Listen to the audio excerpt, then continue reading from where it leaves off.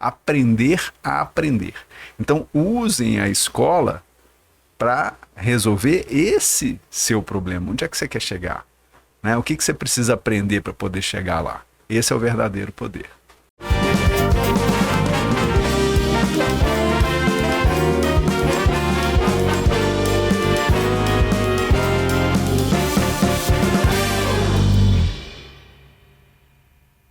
Sejam bem-vindos a mais um episódio do TauáCast. Eu sou o Otávio Pedersoli, presidente do Instituto Tauá. E eu sou a Isis Batista, diretora social do Instituto Tauá. Hoje nós temos dois convidados aqui muito especiais. Queria agradecer a presença primeiro do Sérgio. Sérgio é professor da Fundação Dom Cabral, presidente do Instituto Amigos Droids, criador da Escola DEL de Robótica. Seja bem-vindo, muito obrigado, Sérgio. Obrigado. É um prazer estar aqui com vocês também. Bom, e também temos o Daniel, ou o Dani, tem 18 anos, está se preparando para poder estudar fora e também faz parte do Amigos Droids. Isso mesmo, muito obrigado pelo convite. É sempre um prazer conversar com vocês aqui. Muito obrigado. Muito obrigada. Primeira pergunta, Sérgio, o que é Amigos Droids? O que é isso?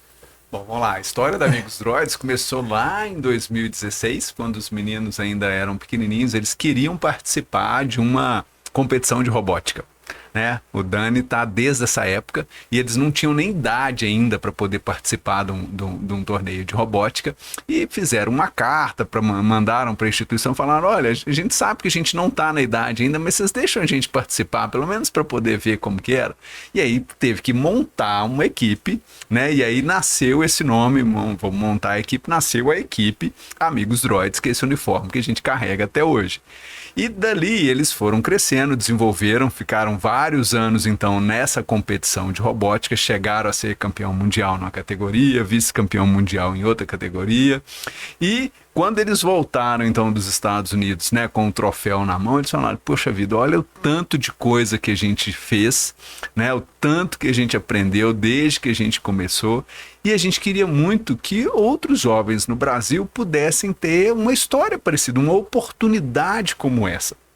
Porque, querendo ou não, a robótica ainda é uma coisa muito elitizada no nosso país, né? E os torneios que a gente participa são torneios que são feitos com peças que são importadas, com robôs que são importados. Então isso é muito caro.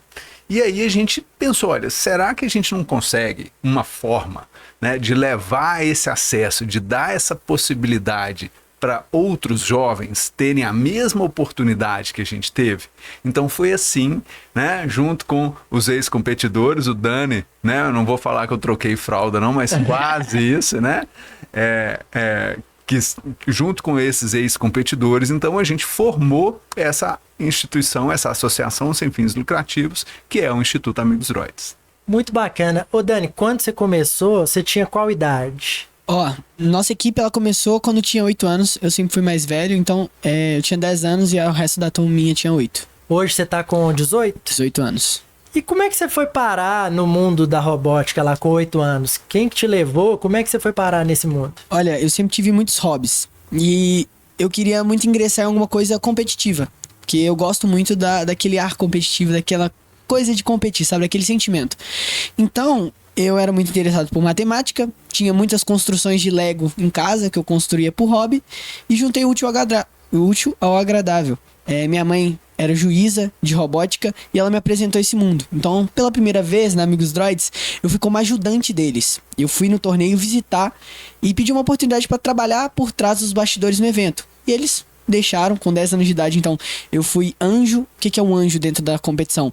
É aquele competidor, aquele jovem que vai instruir a equipe dentro daquele torneio. Então, que horas que é a avaliação, que horas que é um round, que horas que é a competição de fato, e ajudar a equipe a se unir dentro do torneio. Então, por 2 anos consecutivos, eu fui anjo da Amigos Droids. No primeiro ano de anjo foi meio na sorte, eu caí lá por acaso, e no segundo ano, os próprios Amigos Droids me pediram para fazer parte, certo? Então eles me pediram para ser anjo. E no terceiro ano, com a amizade já construída, eles me chamaram para fazer de fato parte da equipe. Que bacana isso, cara. E mesmo tão novinho assim, você Sua carreira, né, vamos dizer assim, começou com 10 anos.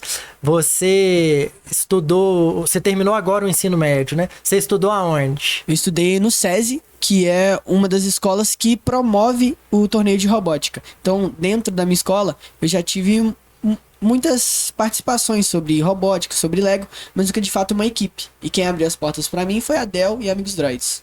Bacana. Nessa época, 2016, já existia a Dell. Sim, sim. Como é que a robótica entrou na sua vida, Sérgio? Bom, na minha vida, a robótica entrou pela esposa, né? Porque quem fundou a Dell lá em 2010 foi a Débora, né? A minha esposa.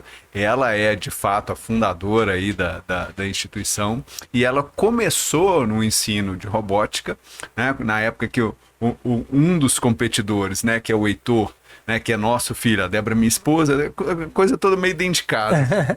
Né, a Débora minha esposa, e o Heitor nasceu, ela resolveu sair do mercado de trabalho, falou, olha, não, eu quero viver esse momento e tal. E aí quando o Heitor começou a ir para a escola, falou, não, então agora eu vou arrumar alguma coisa para fazer enquanto o Heitor está na escola. E aí ela comprou na época uma franquia da Lego Education, né, que fazia essa parte da educação com Lego, e aí ela começou, e aí foram formando as primeiras equipes, né? A primeira equipe que ela formou, e que eu sempre participei junto pela paixão do tema, não foi Amigos Droids, né? Amigos Droids surgiu em 2016, mas a gente participa de torneios de robótica desde 2011. Então a gente já tem equipes formadas e treinadas desde 2011 nisso daqui.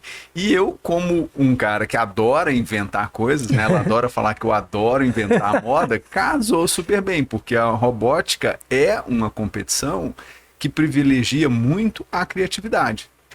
E aí eu vou com os meninos, né? Eu fico pondo lenha na fogueira e ajudando os meninos a desenvolver esse lado criativo deles com a competição de robótica. Mas qual que é a sua formação? Eu já trouxe spoiler aí Você já trouxe spoiler da criatividade. Essa questão da sua trajetória profissional foi importante para poder emergir também na robótica? Sim, sim. Eu acho que tem tudo a ver, né? Mas não é o que você acha que vai ser a resposta. Na prática é diferente. Eu sempre fui um aluno muito curioso com todas as áreas, como o Dani falou aqui. Eu literalmente gostava de tudo, mas eu gostava mais da parte de exatas.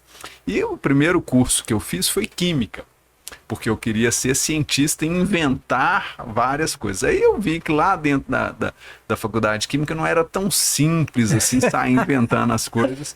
Aí eu parei o curso e mudei e fui fazer arquitetura. Então eu me formei em arquitetura, né, pela UFMG, lá atrás, e comecei a trabalhar com varejo. Depois disso eu fui para a área de marketing, né? Então, unindo arquitetura e marketing, fui trabalhar de novo com varejo, projeto de loja, fui para o mercado e fui executivo, né, de grandes empresas no setor de expansão, supermercadista principalmente.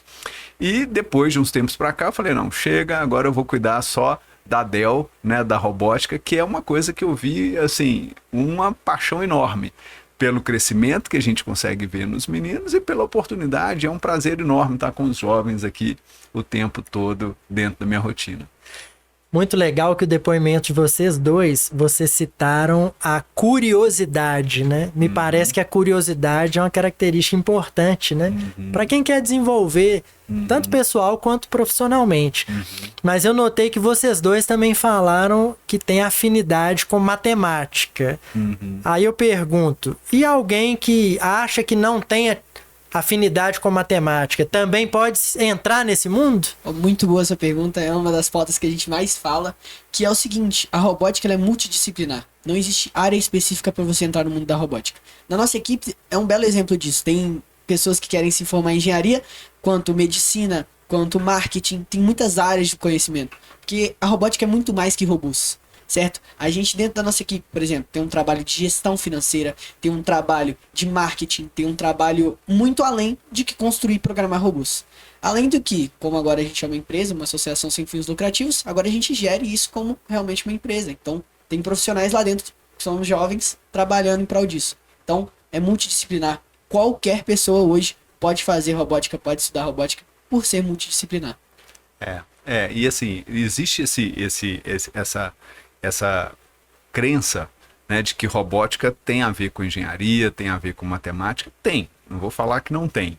Mas assim, a matemática é muito mais um interesse do que uma necessidade para quando você está, de fato, construindo e projetando robôs e programando robôs. A gente usa a matemática em alguns momentos? Usa. Né? Uma pessoa que tem uma visão matemática das coisas vai ter uma posição de destaque ali, sim. Mas não é algo que, se você pensasse, olha, mas eu não gosto de matemática, então eu não tenho nada a ver com robótica. Não é por aí. Tá? Uma coisa não é que não tem nada a ver com a outra. O que o Dani quis dizer, que eu estou querendo complementar, é o seguinte: a robótica ele é muito interdisciplinar, especialmente, tá, a robótica que a gente traz aqui por meio do Instituto Amigos Droids, que é uma robótica colaborativa que está casada com empreendedorismo. Então tem espaço para praticamente todos os níveis de interesse dentro de um time de robótica que vai competir numa competição de robótica colaborativa e empreendedorismo. Muito legal. Então quebramos o primeiro dogma, né? A pessoa não precisa necessariamente gostar de matemática. Um outro dogma que eu acho que existe é assim, não, robótica é coisa de gente rica, né? Porque exige muitos recursos e tal. Você vem de uma família rica? Conta pra gente um pouquinho da sua história. Olha, infelizmente não somos dotados de muito dinheiro, porém somos classe média, com toda a consciência disso. Porém, a gente trabalha com jovens que infelizmente não tem dinheiro para absolutamente nada, que depende da escola para almoçar, que depende da escola para absolutamente tudo, até para ter um lugar onde dormir.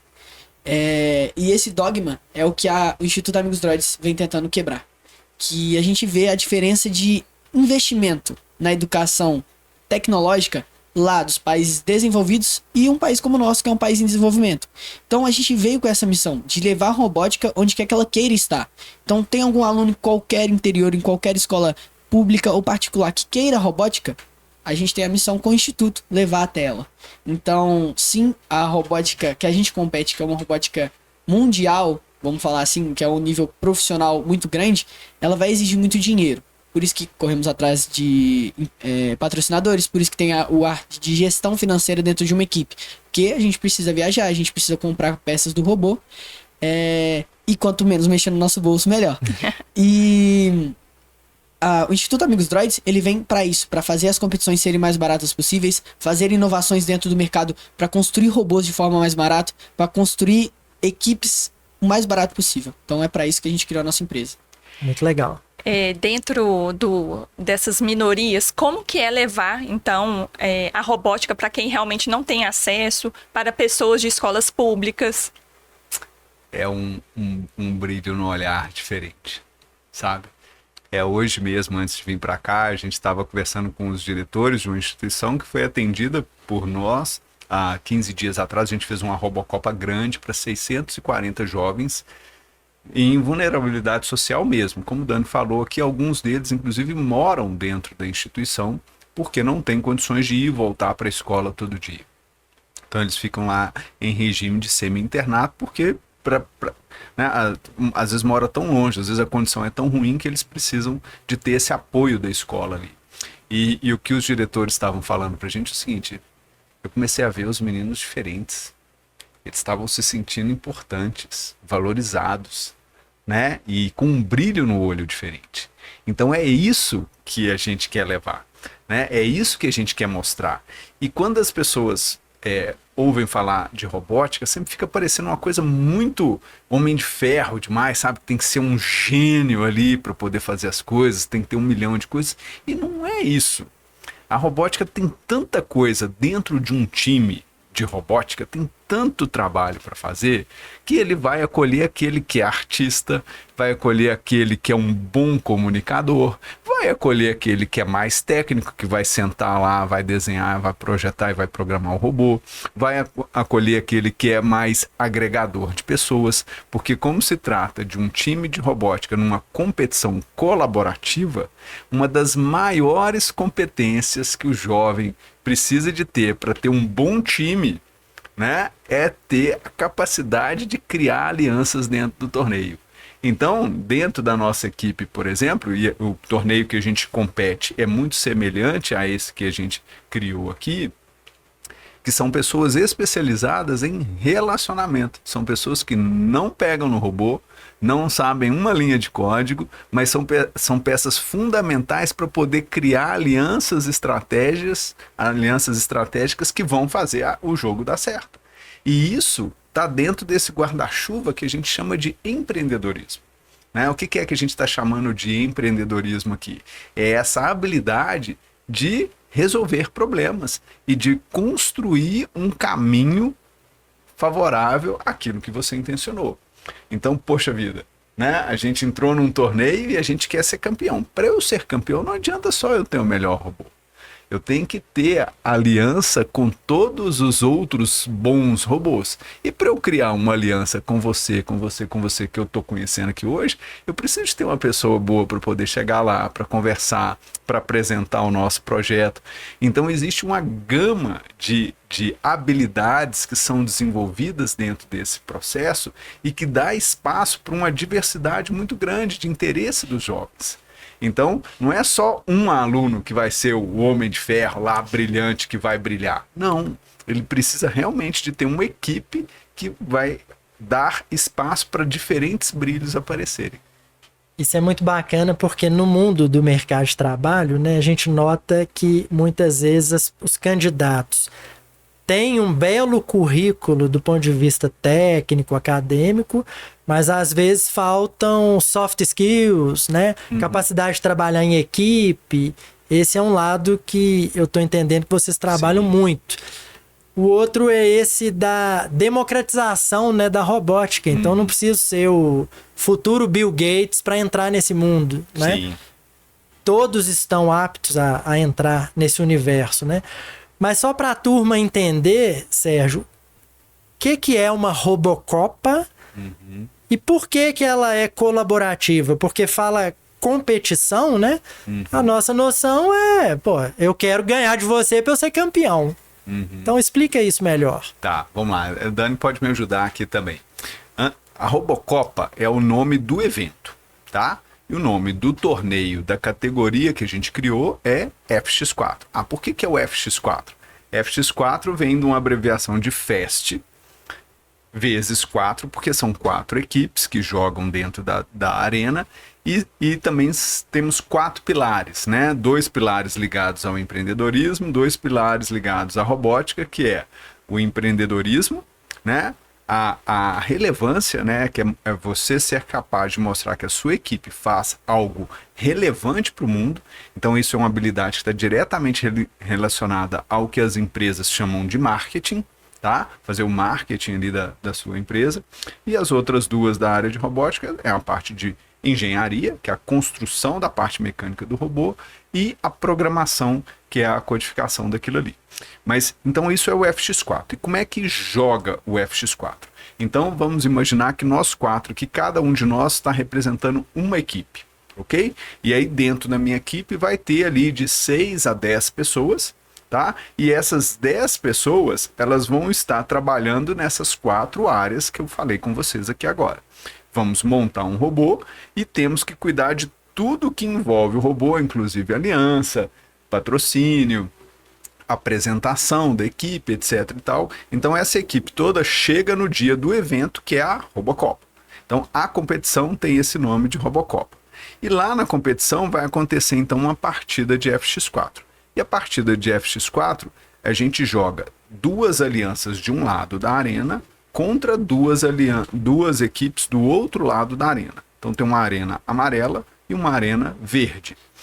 E quem vai jogar no lado amarelo e quem vai jogar no lado verde, a gente só fica sabendo no dia da competição.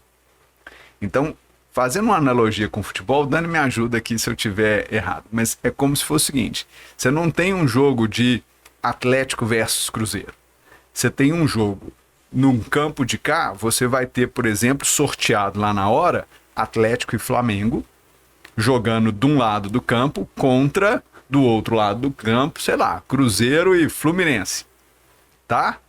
E aí eles vão disputar uma partida e vai ter alguém que ganha, tá? Quem ganhou vai ganhar 3 pontos, quem perdeu vai ganhar 1 ponto. Igual acontece no jogo de futebol, só que tem uma diferença. Na próxima partida, vai ter outro sorteio. Então, agora eu estava jogando com... Qual foi o... Flamengo. Com o Flamengo. Você conseguiu unir Atlético e Flamengo aqui. Eu tô jogando contra o Flamengo agora, na próxima eu vou jogar com o Fluminense contra o Flamengo. E isso vai mudando, então eu tenho que ser amigo de todo mundo. São 2 equipes contra 2. Contra 2. A cada rodada. Isso. A cada rodada. E aí, que entra os valores do FX4, que é... Você vai ver que quando você entra dentro do universo da robótica, você não vai ver vaia, você não vai ver xingamentos, porque ali dentro, aquele torneio é regido por valores. Seja o trabalho em equipe, seja o que a gente chama de competition, que é essa competição saudável entre você, de compartilhar o meu erro, o meu acerto, para você chegar num lugar melhor, e eu também, através desse compartilhamento de ideias.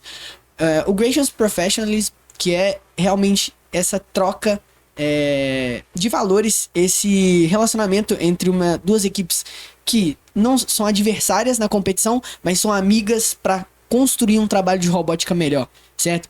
Parece eu falando que, pô, o Atlético e o Flamengo jogar junto na nossa cabeça não faz sentido, mas você vê que dentro do mundo da robótica isso é totalmente possível. Faz todo sentido. Isso faz todo sentido. Parece besteira o que a gente tá falando, mas quando você vive e entra num torneio de robótica, você vê que isso mais adiciona do que subtrai de uma equipe, dentro de uma convivência ali.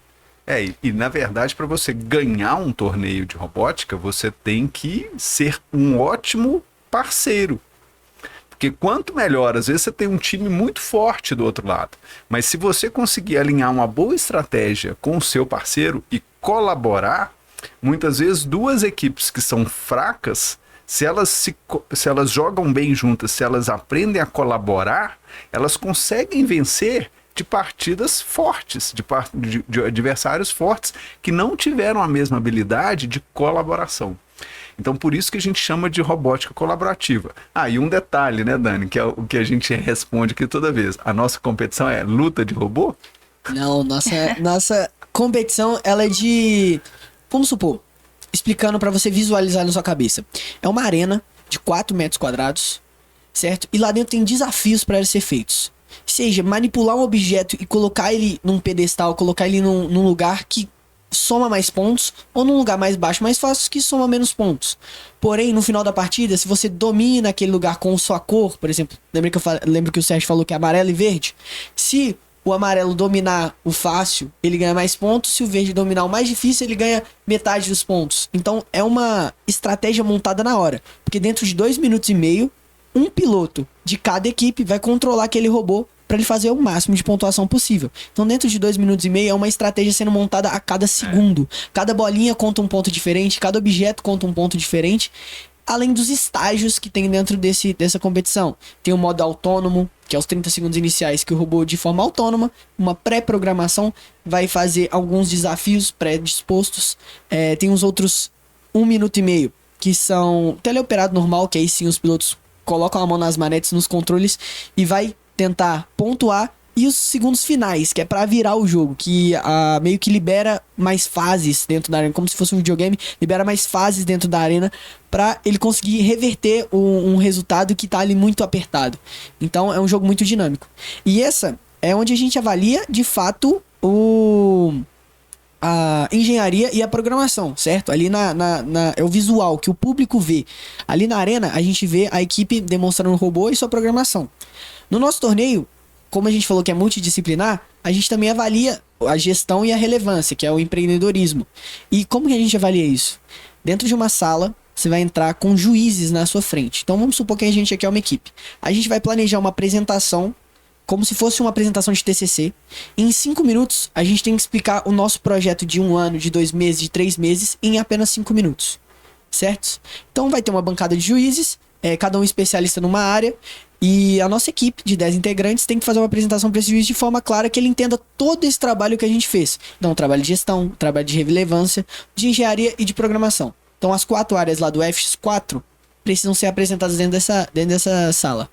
E aí, como que ganha esse torneio? A gente não ganha sendo melhor em engenharia. A gente não ganha sendo melhor em automação, na programação. A gente ganha melhor sendo o melhor equilíbrio dentre as áreas. Porque numa empresa não se destaca uma que é melhor numa área e deixa a desejar na outra.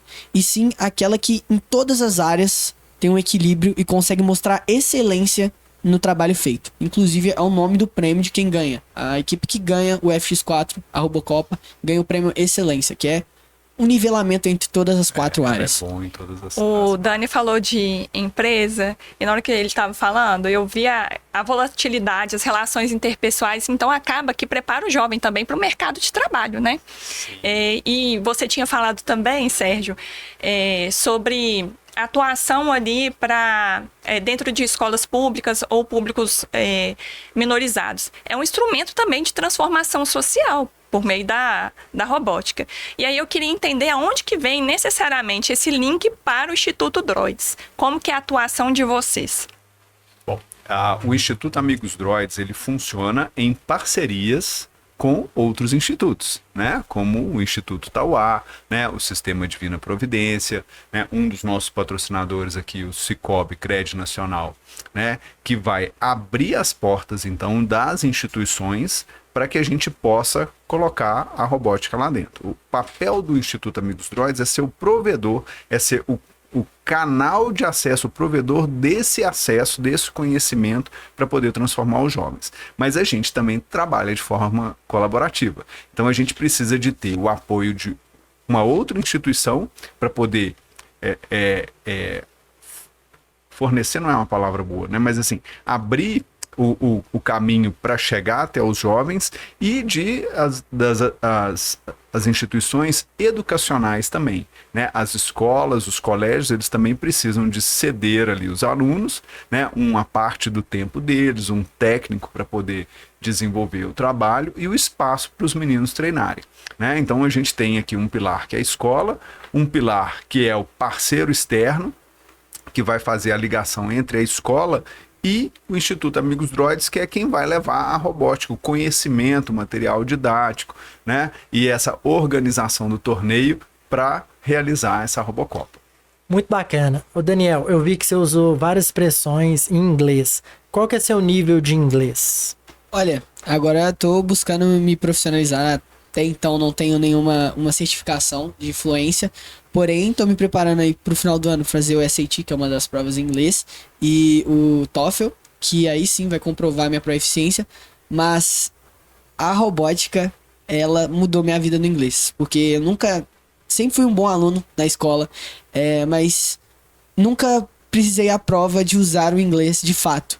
Então a robótica me ajudou nisso, me profissionalizar o inglês. Tanto que um dos sonhos meu é estudar fora do Brasil. E a robótica me ajudou a alimentar esse sonho, porque ela me deu novas oportunidades. E com nosso profissionalismo que a gente conseguiu sair do país para levar a robótica brasileira, eu precisei de fato aprender o inglês falado, o inglês conversado, o inglês de apresentação.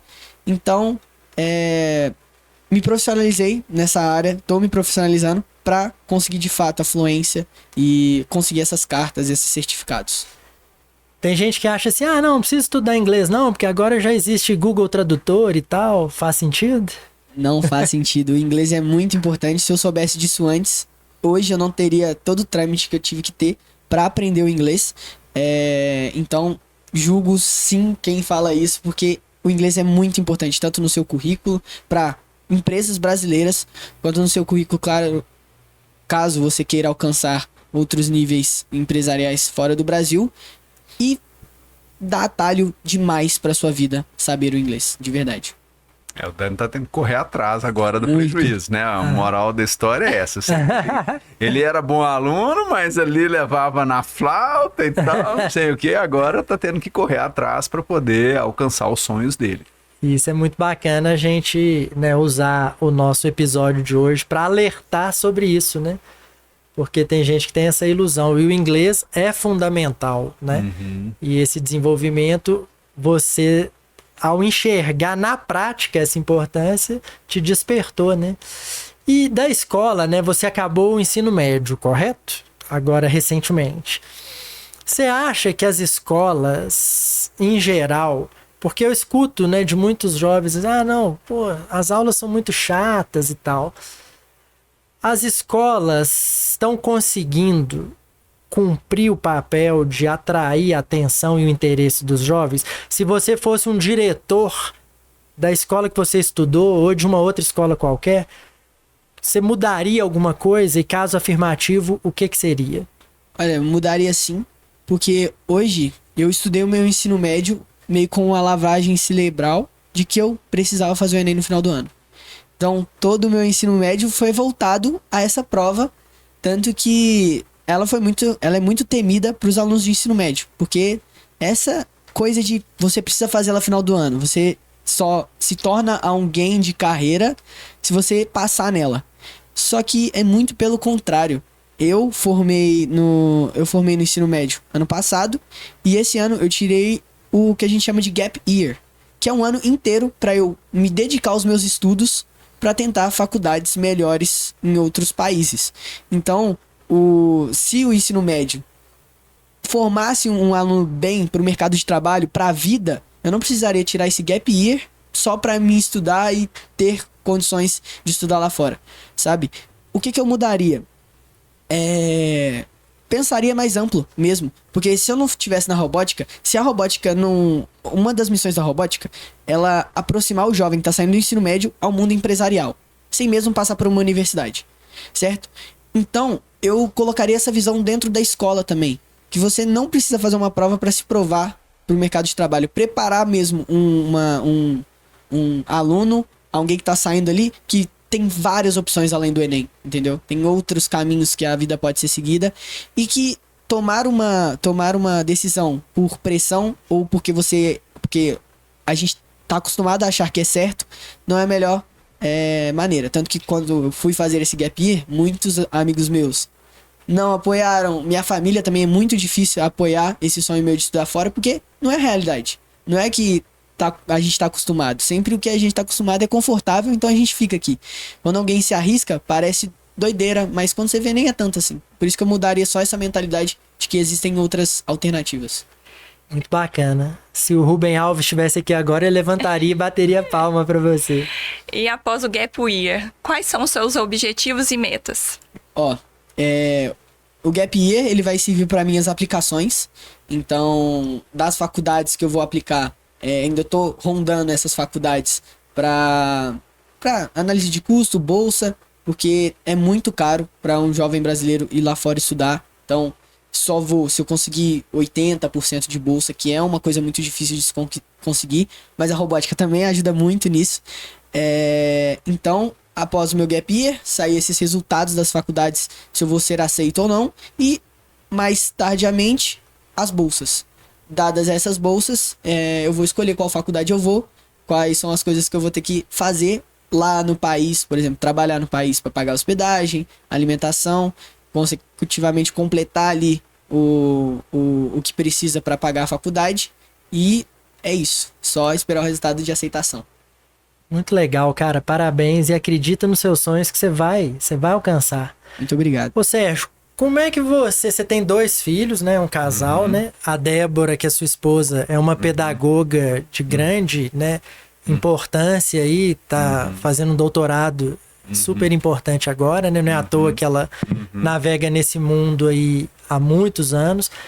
Como é que vocês educaram seus filhos, né? Porque os dois, depois você conta a idade, né, deles, também mergulharam nesse mundo, né? Como é que vocês conseguiram fazer isso? Bom, vamos lá. Contando um pouquinho do contexto, né? Eu tenho 2 filhos, né? Eu tenho o Heitor, que hoje está com 16 anos, e a Sofia, que está com 13, faz 14 depois de amanhã. Então vamos considerar 14 já. E a robótica entrou na vida deles mesmo se eles não quisessem, né? Porque com pai e mãe envolvidos nisso, e durante uma época, por exemplo, na pandemia, os treinos aconteciam dentro da nossa casa, né? Então não tinha como escapar daquilo ali. Mas o que a gente sempre tentou levar para eles e por que eles mergulharam nisso daí e foram com a mesma paixão? A robótica é uma área do conhecimento, é um campo amplo de aprender a resolver problemas. Né? Eu tenho uma frase que eu repito muito, principalmente nos torneios de robótica, né? Você só vê gente correndo de um lado para o outro, o que aconteceu? Tô com um problema aqui. E aí eu brinco, é lógico que você está com um problema. Se você não tiver um problema para resolver, você não está fazendo robótica. Porque são muitos problemas e a educação, né? Voltando até um pouco na pergunta sobre educação que você falou. A educação baseada na solução de problemas concretos, reais, não é o problema lá da prova de matemática, né? De você saber qual que é o troco que tem que dar. Não, né? Como é que eu vou fazer para poder custear a uma ida minha para estudar nos Estados Unidos ou na Europa? Isso é um problemaço gigantesco que o Dani tá pegando 1 ano da vida dele para desembolar isso daí e ver como que ele vai conseguir resolver esse problema. Ele não tem essa grana, você tem, Dani? Não. Felizmente, né? não. Que eu saiba, você não tem. Né? Ainda não. Né? Ainda não. Até os 20% que você falou aí, eu acho que você tá... Vai ter que ralar otimista. muito. Né? Vai ter que ralar muito para poder colocar. Mas, pelo que ele falou, ele já tem na cabeça dele uma formulinha prevista para ele conseguir pagar esses 20% ali que a família dele não nasceu com essa grana. Eu sei que ele tem um plano para isso. Então, dentro da robótica, tudo funciona assim. E lá em casa, né, os meus filhos, eles foram criados assim o tempo todo. Né, com essa coisa de entender por que é que eu estou fazendo isso. Né, por que é que eu estou tirando um gap year. Não é malandro, não. Né? Ele está com um propósito muito claro. Que, olha, eu quero dar um passo muito grande. Eu não vou correr, não é uma maratona o ano que vem, não. Eu vou correr uma ultramaratona daquelas de 200 km que só tem uns caras loucos aí que fazem. O que ele estava querendo fazer é isso. Né? E todo mundo olha para ele e fala, não, você tá louco. Isso não é pra você não, cara. Como assim, né? Um cara que mora onde você mora aqui, que tem a vida que você tem, vai estudar no exterior, mas ele tem um plano para isso. É um problema extremamente difícil e ele tá tirando 1 ano da vida dele para poder preparar e resolver todos esses passos que ele precisa de dar para estar no nível de chegar e resolver esse problema. Então lá em casa as coisas funcionam muito assim, né? Tanto o Heitor quanto a Sofia, e essa é a filosofia também por trás da Robótica Dell, que é a nossa escola, é ensinar, né, a esses meninos e meninas a enxergar qual é o projeto, né, entender que esse projeto vai dar um trabalho gigantesco para poder resolver, mas que você consegue, né, e que você precisa então de passo a passo ali ir resolvendo cada uma dessas coisas para chegar na meta que você colocou para você. Como a gente está vendo aqui o Dani com a meta super ousada, né, que não é comum entre os adolescentes e os jovens de 18 anos que estão saindo do ensino médio agora. Muito legal. Ter objetivo é importante, né? O planejamento também é tudo. Então, acho que vale realmente a pena tentar investir no sonho, né? Se você não acredita, quem mais vai? Então, isso que vai movê-lo para isso. Mas indo para lá, você pensa em voltar? E o que você quer estudar lá fora? O que você já tem mapeado dentro dos seus estudos e próximos passos? Eu sonho sim em voltar, até porque um dos meus sonhos, ele nasceu aqui com o Instituto Amigos Droids. Lá fora, eu quero estudar a minha área, que é engenharia, vou mais para engenharia aeroespacial, ou engenharia de robótica, engenharia de controle e automação. Essas engenharias é que eu tô focando mais. Cada faculdade ela é melhor em uma, então eu aplico para diferentes cursos lá fora. E sonho sim, depois de formado, voltar aqui no Brasil. Na verdade, eu deixo esses planos pro meu eu do futuro, porque eu não sei como é que vai ser lá, caso eu passe. Recebo uma oportunidade muito grande dentro dessas faculdades, dentro das empresas que tem lá fora. Talvez eu fique lá, mas uma coisa que Amigos Droids sonha desde que é Amigos Droids é o fato de a gente levar a robótica para todo mundo. Então, hoje eu trabalho dentro da diretoria do Instituto Amigos Droids em prol disso, de levar a robótica para o máximo de pessoas possíveis, porque ela transforma a minha vida e eu quero que ela transforme a vida de todo mundo que queira fazer robótica. Então, uns planos pro meu eu do futuro é investir no nosso instituto e transformar ele em alguma coisa muito grande aqui dentro do Brasil. Bacana. E em todos os países em desenvolvimento que precisam desse estímulo educacional. Fantástico, e às vezes ouvindo ele falar, a gente fica assim, será que ele tem 18 anos mesmo? Será que não é 35, não? Né? E tudo isso vem, né? A capacidade de comunicação, né? De raciocínio e tudo, vem também desse processo. Sim. Mas talvez quem está nos ouvindo pode pensar assim, então eles estão criticando o ensino formal. Qual que é a sua visão, Sérgio? Que você já fez vários cursos, você é professor da Fundação Dom Cabral. O ensino acadêmico, formal, é dispensável? Não vejo como dispensável, mas vejo como tudo na vida, a gente precisa de repensar várias coisas, né? E um problema que a gente tem em relação à educação de um modo geral é que muda-se muito pouco, né? Quando a gente compara a educação aqui no Brasil com a educação, por exemplo, que acontece na Ásia, em alguns países que hoje estão arrebentando a boca do balão aí, como Coreia, Taiwan, né, e etc., o programa educacional daquele país, ele é obrigatoriamente reformulado a cada 2 anos.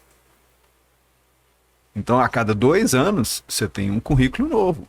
Aqui no Brasil, quanto tempo demora numa discussão que nunca tem fim, né? E a gente tem uma escola muito grande, né? Anos escolares longos, né? A reforma das faculdades, né, do ensino superior veio incluir um monte de gente, mas a gente consegue, né? O resultado que a gente tem colhido é o seguinte: a gente passa vários anos, um menino entra na escola ali com 7 anos de idade, 6 anos de idade agora, e ele termina o ensino médio e não sabe conjugar o verbo nós fomos. Então tem alguma coisa errada aí, sabe? Tem alguma coisa errada aí. Então eu acho que a gente precisa de resgatar um pouco o sentido que a escola tem na vida dos meninos.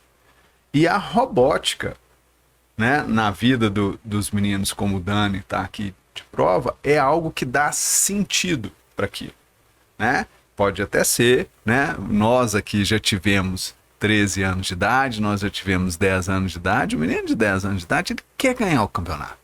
Ele não está pensando, né, se ele vai ser médico, advogado, astronauta, cientista lá. Ele vai entrar na robótica porque ele quer ganhar o campeonato, né? Beleza, a gente já teve 10 anos, a gente pensava assim também. Só que nesse caminho, para que ele ganhe um campeonato de robótica, ele precisa de aprender muita coisa. Ele tem que aprender muita coisa. Ele tem que aprender a matemática e ele tem que aprender a escrever uma proposta de patrocínio sem nenhum erro ortográfico para apresentar para um patrocinador. Eu mesmo lembro disso, eu sempre fui muito envolvido com essas coisas de escola, e eu lembro a primeira vez que eu fui pedir um patrocínio, isso eu estava na 8ª série, que eu fui pedir um patrocínio numa escola de inglês, junto com uma colega de sala minha, e eu escrevi camisa com Z. Ela só me deu aquela cutucada ali, e naquela hora minha ficha caiu. Eu nunca gostei de português, achava muito chato. Naquela hora a minha ficha caiu, eu falei assim, poxa vida, eu quero muito que esse empresário me valorize e me apoie.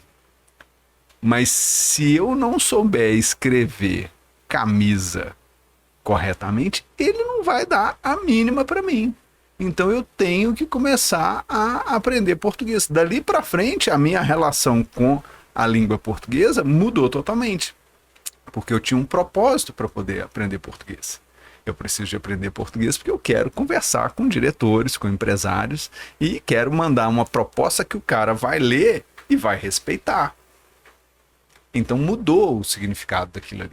Então, assim, a escola formal, ela é importante, ela é algo necessário para a vida dos jovens, tanto do ponto de vista formativo de conteúdo, quanto do ponto de vista social. Eles também precisam de ter convivências com outros jovens, eles precisam de ter os conflitos que são comuns dentro da escola, de aprender a obedecer determinadas regras, né? A viver em sociedade. A escola é o lugar onde isso tudo acontece. E a escola formal, ela é importante para poder dar essa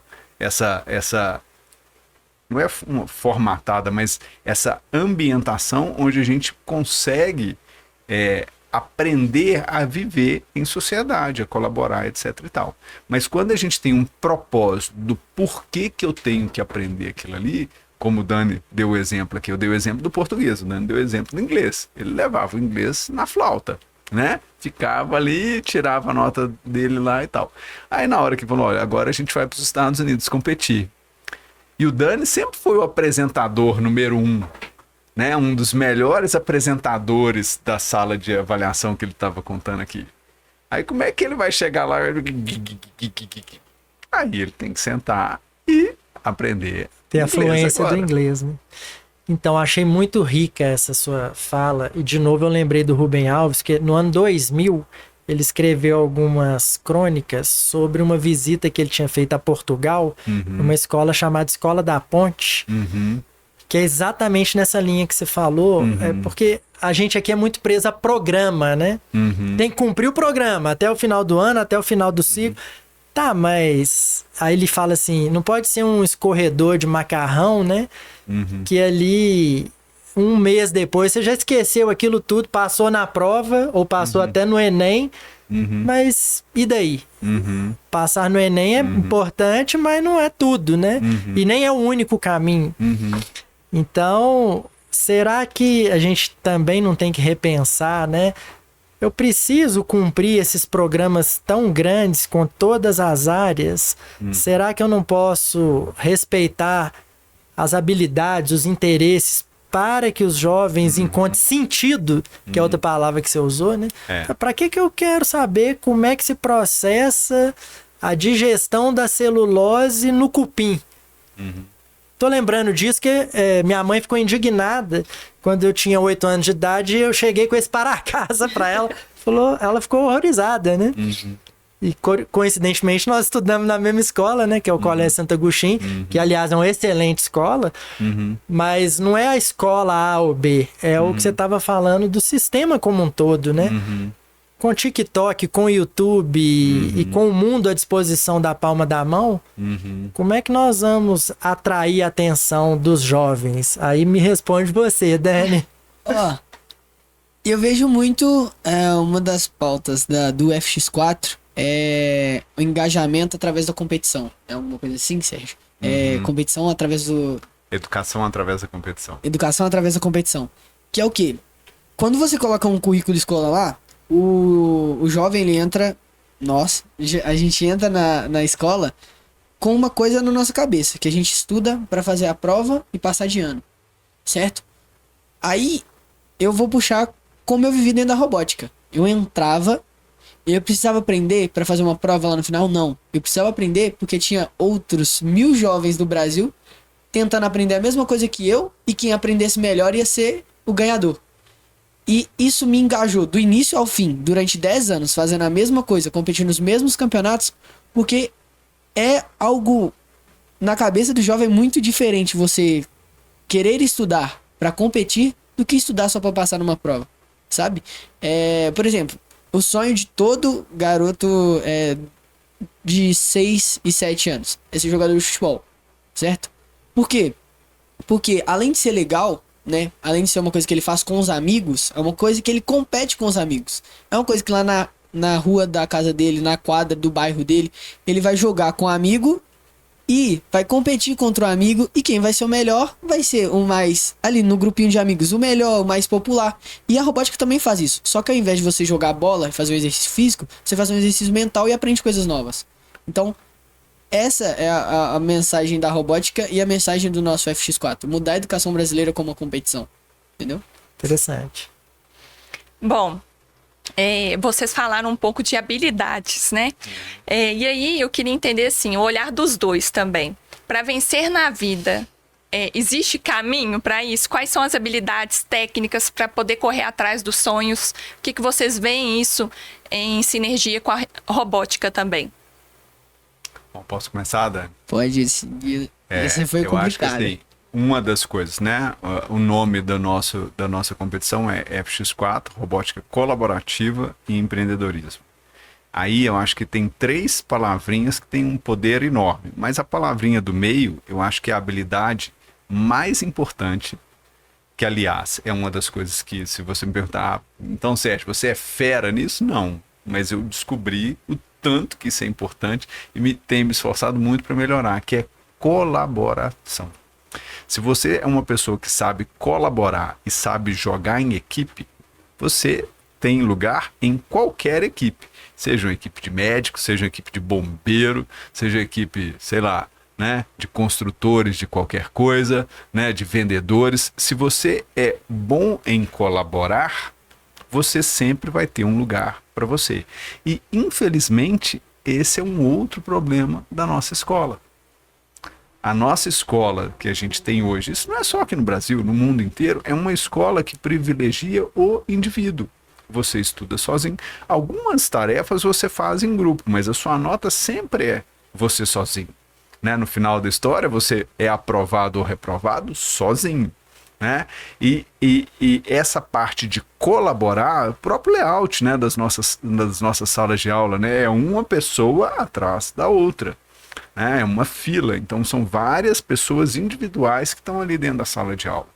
E isso é pouco ensinado nas nossas escolas. Então, se eu posso falar, olha, qual que é uma habilidade que eu acho que todos os jovens deveriam desenvolver, é aprender a trabalhar em equipe.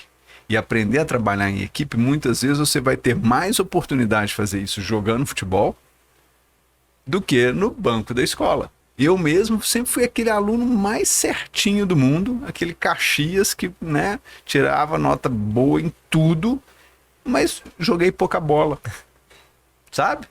E as habilidades se complementam, né?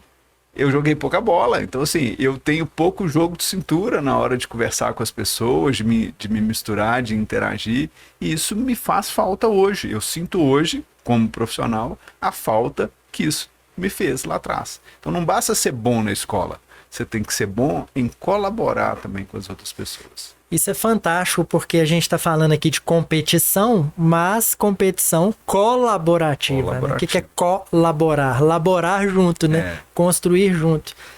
Muito, muito interessante essa reflexão que vocês fizeram. Quando você olha, por exemplo, no processo de admissão, voltando para a universidade do Brasil e dos países lá de fora, aqui no Brasil você entra por uma nota, seja a nota do Enem, seja a nota do vestibular, e lá fora você entra pela pessoa que você é.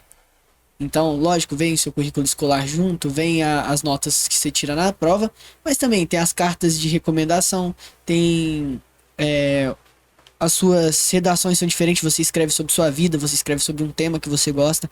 Então, lá fora, o aluno entra na universidade pela pessoa que ele é, na comunidade dele e com ele mesmo. Não só as notas. Aqui a gente só entra por um número que é ranqueado. Muito legal, pessoal. Se vocês tivessem o poder de mandar uma mensagem pelo WhatsApp que todos os jovens receberiam aqui no Brasil, que mensagem que seria, Sérgio? Pancada, tá? Essa aí foi... olha, sinceramente, eu não sei se uma mensagem do WhatsApp seria suficiente para poder startar um processo, mas eu gostaria de falar alguma coisa do tipo: o verdadeiro poder que você tem na mão é aprender a aprender.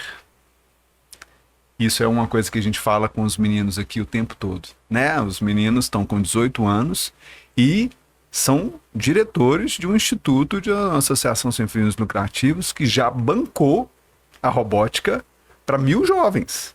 Dinheiro deles. Que não tiraram do bolso, não. Eles conseguiram conversar com todos esses patrocinadores que estão aqui na nossa camisa e convencer essas pessoas a investir mais de 200 mil reais na educação de outros jovens com menos de 18 anos. Eles têm uma empresa no nome deles com CNPJ com menos de 18 anos. E por que eles têm isso tudo? Porque eles aprenderam a aprender o que eles precisam para poder resolver os problemas. Então, nunca conversei com um advogado, não tenho a menor ideia de como é que faz para poder abrir uma empresa, um CNPJ. Ué, bora estudar. E estudar hoje está muito fácil. Né? Você tem a internet toda para poder te ensinar. Né? Os meninos aqui são competidores de robótica. Nem eu, nem a Débora sabemos de robótica. Tudo que eles aprenderam sobre robótica, sobre programação, eles aprenderam sozinhos. O que a gente fez foi incentivar. Olha, você já olhou no YouTube? Ó, eu tava vendo lá, tem um tutorial assim, você já fez? E aí eles mesmos foram aprendendo tudo que eles precisavam de aprender e saíram, por exemplo, na última categoria que a gente entrou, do zero para ser vice-campeão mundial em um ano. E eles conseguiram fazer isso, não é porque tinham os melhores professores, não é porque tinham acesso a um monte de coisas, as melhores pessoas, não tinham nem dinheiro para poder comprar a peça do robô. Aí eles tiveram que aprender a fazer um robô que custava 10 vezes menos do que os outros que competiam, porque eles não tinham dinheiro para isso. Então eles tiveram que aprender. Então acho que esse é o principal poder, sabe? Aprender a aprender. Então usem a escola para resolver esse seu problema. Onde é que você quer chegar? Né? O que você precisa aprender para poder chegar lá? Esse é o verdadeiro poder. Muito legal. O que eu falaria o que eu falaria é basicamente a mesma coisa, só que em outro sentido. Aprender a aprender, mas antes disso, aonde ele quer chegar. Ele falou isso um pouco, mas não foi a mensagem principal. Quando ele falou que a gente foi do zero ao maior campeonato mundial de tecnologia do mundo em apenas um ano, é porque desde a primeira vez que a gente falou assim, vamos criar a equipe, a gente falou assim, vamos criar, mas a nossa meta é chegar lá. Então a gente colocou um ponto onde a gente queria chegar, e aí a gente teve que aprender a chegar nesse ponto, a gente teve que trabalhar por onde. Então é sonhar e trabalhar por onde, sabe? Ter uma meta e trabalhar para chegar nela. Porque sonhar todo mundo pode, né? Aí a gente tem que só trabalhar para chegar nela. E aí aprender os atalhos, que vai ser alguns que você vai saber, outros você vai bater a cabeça muitas vezes, que é uma das coisas que no meu técnico mais pena comigo, que eu tento sempre o caminho mais longo. Mas esses são os ensinamentos de ter alguma coisa lá no final que você quer fazer e trabalhar desde o início para chegar lá. Bacana. Já encaminhando pro final, né? Vocês têm algum livro, algum filme para poder indicar? Bom, recentemente eu li um livro que me impactou muito, né? Que chama De 0 a 1. É um livro sobre empreendedorismo.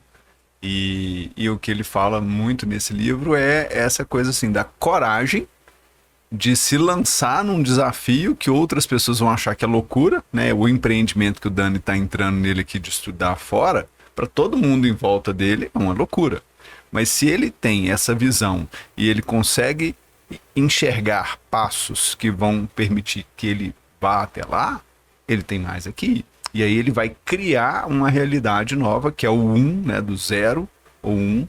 Ele vai criar uma realidade nova e vai ser a primeira pessoa da família dele a estudar fora do Brasil.